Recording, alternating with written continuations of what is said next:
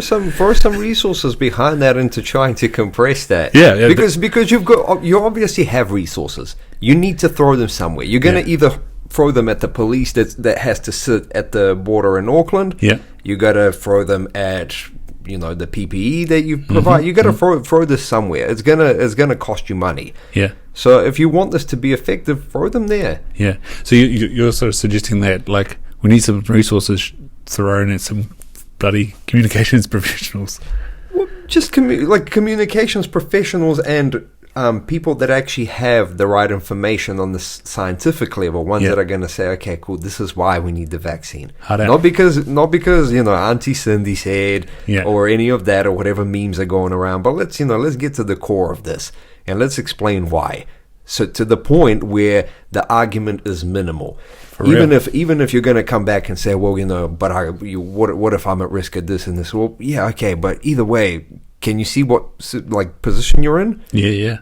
So at that point, it's a lot easier to make a decision than as opposed to kind of being constantly bombarded with something, about from a political level. Yeah. Yeah.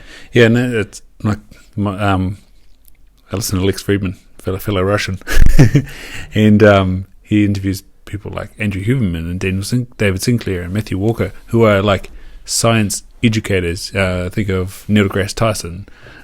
There's a couple of like physics lecturers, and I can't think of their names, who are very good at communicating science. And again, going back to what you say, where's the like infectious disease person? Where's the Neil deGrasse Tyson of infectious diseases? But, and that is, who gives a damn about physics guys? Yeah.